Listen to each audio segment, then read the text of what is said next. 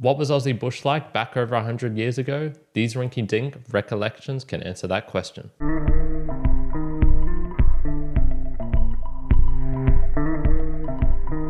Welcome, Immortalites, to another round at the book reviews. My name is Kyron, and I do book reviews for those who want to transcend beyond their own mere mortality, who want to learn something new and interesting.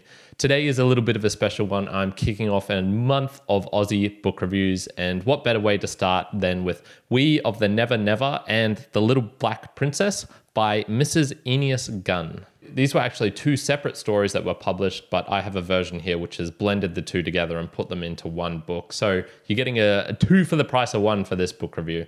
The first, We of the Never Never, was actually published later. So this is published in 1908, and the other one, The Little Black Princess, was published in 1905. But sequentially in order, We of the Never Never actually comes first. As I hinted at in the intro, these are recollections of Mrs Gunn's time in the bush. So she actually lived in the Northern Territory during the early 1900s, where she went out to one of the cattle stations there, in particular the Elsey Cattle Station. Both of these stories are of her time in this area in the deep, remote bush of the Northern Territory. We of the Never Never starts off with her in Darwin, and it's essentially her story of coming to this new land, coming to this new tribe, this new area, and trying to fit in or find her way there. So it's very stressful for her at the start because the people at the cattle station, the stockmen and the associated cooks and all those sort of people are unsure of her. Like, is she going to fit in? Is she going to be one of those bossy people who has no idea of the land and how harsh it is and how difficult it can be to live out in these places? And so they actually try and keep her away, but she's very determined, and she's a little Mrs. is what she is eventually called. So she's a very kind-hearted, sweet person, and she eventually fits into the way of life of the bush. So this is learning things of how to get rid of the comforts in life, how to actually spend time camping out with her swag in the bush with some of the other men, how she'll need to protect herself because she's going to be there alone on her own for much of the time when her partner and all the other associated workers go out and do things. So it's all of her recollections of what bush life was back in the early 1900s. If We of the Never Never is her story, The Little Black Princess is the Aboriginal story. So Mrs Gunn, she makes friends with a tiny little black Aboriginal girl called Bett-Bett. And now Bett-Bett is not a princess in the technical term, as you would think in the maybe English royalty and things like that, but she is a person who is going to become one of the matriarchs of the tribe. She's already is destined to marry one of the future leaders. And so she comes into the homestead there, and it's essentially her telling of what the Aboriginal culture is like. So Mrs Gunn will go out with Bett-Bett to the watering hole, with the other lubras to all these different places, and to the dances. She'll learn how to hunt. She'll learn why they have these beliefs. And so the story really is about Aboriginal culture and why they do the things they do. In terms of length, the two stories combined is about 230 pages, with 2/3 of that being We of the Never Never, and then the other third being The Little Black Princess. A tiny portion on the author now before we go onto the themes. And what's fascinating about Jeannie Gunn is she actually had no relation to the bush before actually going out here. So she was born in Melbourne in 1870, and I'm guessing she would have lived a more city life before marrying her husband, who in the book is called the Maluka, and then going out to the bush into this, the remotest of remotest places for the first time and experiencing everything that there was to experience out there. So it's no wonder this time period had such a tremendous impact on her. Unfortunately, she didn't spend much time out there as her husband died of malaria. And so she was then, I guess, kicked off the property because it wasn't actually hers. They were, looking after it for other people in essence. And so this time period did have a huge impact on her, and even in the afterword she says, "And then the gates gently closing, a woman stood alone in that little home that had been wrestled so merrily out of the very heart of nature." So after the death of her husband, this obviously tremendously impacted her as well. And in the prelude to one of her other books, she also said, "We who have lived in it and loved it and left it know that our hearts can never, never rest away from it." So this is talking about the land, the nature, that intense experience and what it was like to actually be out there. The two themes I'm going to talk about roughly reflect the two tales that were enclosed in this whole book. And so the first, We the Never Never, is about bushfolk, blunt, hardy, and rough. most of the people, characters, and therefore bushfolk are introduced very early on in the novel. So these are the Maluka, her husband, obviously, and then some of the people in the township of Catherine that's located just outside of her homestead, and then the actual people living on the land itself. So this is the quiet stockman, Jack, Mac and Dandy, two other stockmen, the cooks, Chion and Sam, and then the Lubras. This is the Aboriginal folk who help out at the homestead. Most of them are quite suspicious of her and are trying to block her from coming out to the land because they know just how hard this place is to live in, and they're unsure of her character and the, I guess, character of women in general in these places. And so this is some of the characteristics that pop up of these people and how you need to be to live out there. So they are funny, intense, hardworking, and no mincing of the word. So I'd guess you say they're not your normal person. Touching upon this theme of normalcy, it's interesting to ponder, are not normal people drawn out to the bush? Are they attracted to it? Or does maybe they're created out there? Or is it maybe accentuated in their characteristics? Because you can see most of the characters are blunt, they are hardy, they are rough, they're not talking and la-di-dying about it's a serious place for serious people. But that being said, it's not like they don't have respect for each other. It's not like they don't know how to have fun and play practical jokes and all these sorts of things. It's just that the bush folk have a very certain mindset, I guess, of what it's like to be out there. And for me, it's almost a talking of three different points. There's the characters of the people, there's the land, and then there's the culture of the bushfolk. If I had to guess, I'd say it's the interaction of the three. It's not like one creates any of the others.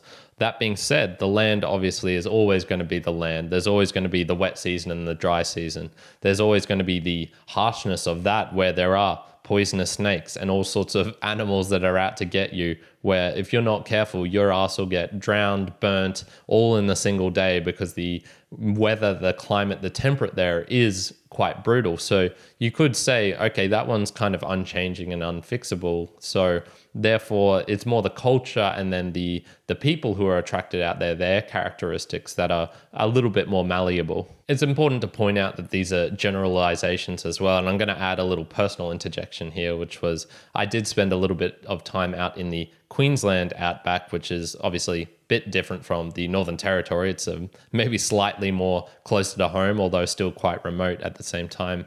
And you do sense these things from people, but it's also people are individuals as well. So there are still going to be lazy people out there. There are still going to be people who aren't friendly, who aren't kind, who aren't nice to others. And so it does depend on your individual, who you are as a person as well, but that will get molded and you will shape yourself to the situation. So it's fascinating just seeing what bushfolk are like and then seeing that they are, individuals, but also there is a generalization that you can make about them, but not overgeneralize would probably be a mistake. The second theme coming from the Little Black Princess is about Aboriginal culture, and I would say superstitious and full of surprises. I'm going to caveat this right at the start, which is this is two outsider perspectives. One being Mrs Gunn, who went and lived out and with Bett-Bett and the Lubras and the Aboriginal folk out there. And then me, this is my interpretation of her words out there. So neither of us had spent a huge amount of time with the Aboriginal folk. I will admit my knowledge of their customs and all these sorts of things is quite lacking. So this is just coming from that perspective. Her time with them revolves mostly around Bett-Bett and then also another character called Goggle-Eye, who is the leader of the Aboriginal tribe that's nearby. Both of these people are part of that tribe and they will work for the homestead. They will do some chores and things like that, but they don't live on there. So they're still their own entity. They still live out on the land and have their own customs and do their own things. And there is just this, I wouldn't call it superficial, but not super deep connection between the two either. It's not like they're being treated as equals. There's definitely a separation between the two, but they will enter into the homestead, the white world, I guess, and then she would also enter into their world. So she did try and learn some of their language. She would get used to wearing their clothes and just noticing how they were doing things. And the time they would spend together would be around many different things. They would eat together, and sometimes they would do the washing, the chores, the darning, those sort of more group activities that have a purpose, and then also just swimming or going out for a walk or playing around, all of these different mixture of activities. And what she emphasized quite heavily was the amount of superstitions that the Aboriginal folk would have. So this would be a lot to do with the devils, as she wrote in the book, which is the ancient spirits, the devils, I guess you would call them, the bad negative spirits who could harm the Aboriginal folk. And so they had many, many things of what you can and can't do because you don't want to incite the devils to hurt you or want to harm you. For instance, Bett-Bett and Goggle Eye would not be allowed to look at each other at all, because if they did and a devil caught them, bad things would occur from that. Some of the other superstitions would be singing magic. So this is where if you used a certain song and then also pointed a bone at another person who you disliked, you could get them to fall ill, to have all these calamities befall them. So there was sort of this godlike entity who could be used to transfer power to them, and then they could use that power to harm people and other tribes and whatnot. And then more silly ones, such as that when hail would fall, this was actually the eggs of rainbows, and because the hail would melt into the ground and then they would dig up the ground and find these colored worms, they assumed, oh, okay, that must be the worms, the babies of the rainbow, and so you don't want to hurt those animals at all or do anything with them, because that is the, son or daughter of this powerful entity that is the rainbow. So there was these superstitions, but then you would have the practicality and the more direct ones that I could definitely see some use for. So for example, they were very lazy, and it was almost like a justified laziness. What's the point of doing hard work out in the sun when it's easier to rest? And for this particular thing, like, I don't need all of these associated like extra tools and doing all this hard work beforehand when the rains could come along and wash it away. So there was this no need for striving too much. I sort of appreciated that from their culture. They did seem very practical jokers, like they knew how to have fun. There was always like nice things happening in terms of the relations between people. And although there was infights and all that sort of stuff as well, there did seem to be an ability to be part of a tribe, be part of a group, and to do that you do need to have fun. And their practical skills of bush life, of living out there, were just unsurpassed. They knew how to track animals from the faintest of traces that were in the ground. They would be able to tell what would be coming from the weather-wise in terms of the wind and the rain and all of these sorts of things. And so what sort of animals and plants and all these just things that we take for granted because we don't have to live out in the bush, because I can be in my nice enclosed little box of a house.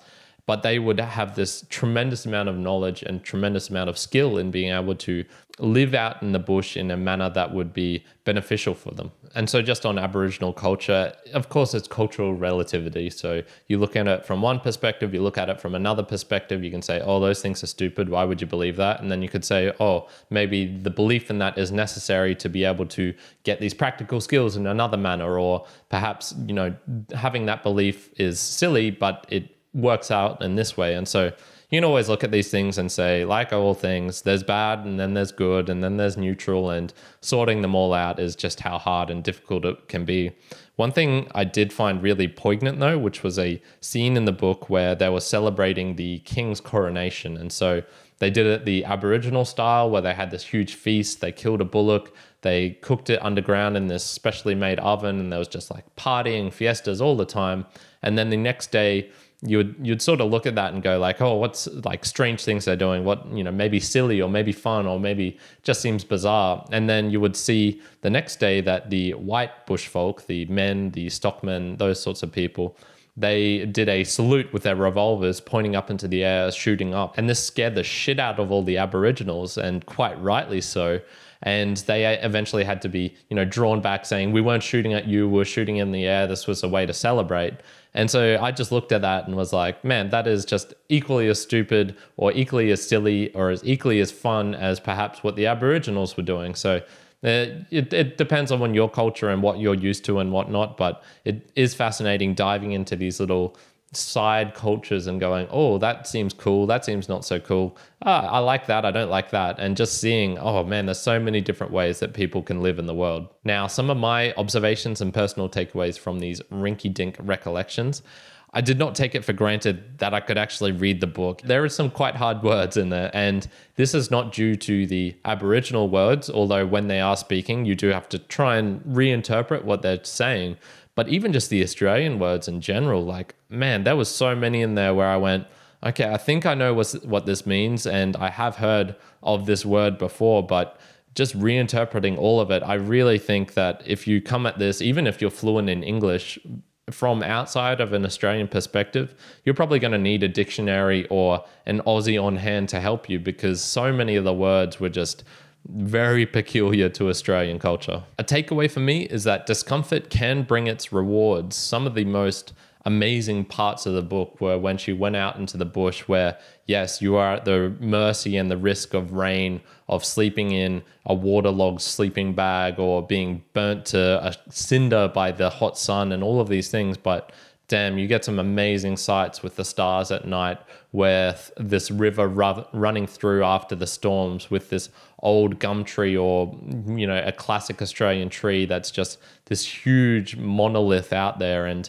so it really got me thinking, you know what, sometimes you do have to go through a bit of discomfort to really experience some of these amazing things that the natural world has to offer. And the final observation was, damn, this was a brave Sheila indeed. Props to Mrs Gunn, because moving out to somewhere so remote in such a time with so little information, this is the 1900s, there was absolutely no internet, no way of knowing what life is going to be out there. And so other than just, you know, hearing secondhand, thirdhand from other people of what this is going to be like. So, you know, mad props to that, a lady going into a man's world. And, you know, I would still probably say it is a man's world out there, because it is a harsh, brutal environment, and you do need to have that strength, not only physically but mentally as well, to be able to go out there and do those things. So Mrs Gunn, mad props for going out there and doing all of these things. To summarize and cap it all off, this was decent writing and definitely something new for me. It's not typically the book that I am drawn to. I found it to be a pretty authentic view of the Northern Territory living, of the Never Never Land, of the culture of both the whites and the Aboriginals out there, and just what it would have been like to be a stockman, to be a person living out in this absolute remoteness in the early 1900s. It's not an absolute game changer for me, but I did enjoy reading these two tales. So in total, I'm giving the book We of the Never Never and The Little Black Princess a 7 out of 10, pretty solid. To finalize each one of these Aussie book reviews, I'm going to go through a couple of the words that really jumped out at me as being Australian and that were used quite a lot in the book. So mob, this is a large group of something. So it can be a mob of people, a mob of cattle, a mob of trees. Scrub, a type of landscape or even plant, I guess you would say. It's that type that's very thistly, thorny, that's hard to move through, that's sparse, but also can be quite conglomerated at the same time. So it's just a type of landscape that's not easily maneuverable, I would say, but it can also refer to a single bush if you are saying, oh, that piece of scrub over there. Reckon, this is the Australian way of saying believe or to believe. So I reckon that it's sunny outside. She reckons that he's a good person, etc., etc. Billabong, this is an isolated piece of water, so usually pretty small. I guess you'd call it a pool or a pond of water, usually left after a river has diverted its course and gone elsewhere, or even it could just be a naturally low point in the land. And bullock, which is a male bovine or a male cow, which is raised for its meat, so it will eventually be slaughtered, killed, and is usually domesticated as well. And so, mere mortalites, we've ended our first Australian adventure. Thank you for joining me this far. What are your thoughts on the Australian outback, the bush? Have you got any experiences yourself, or even other stories that you have heard about, particularly in this time period of the early 1900s, or maybe even getting into the 1800s? I would love to know all of them in the comments. If you can do all of the nice things, you know what they are, I would really appreciate it. And other than that, I hope you're having a fantastic day wherever you are in the world. Kyron out.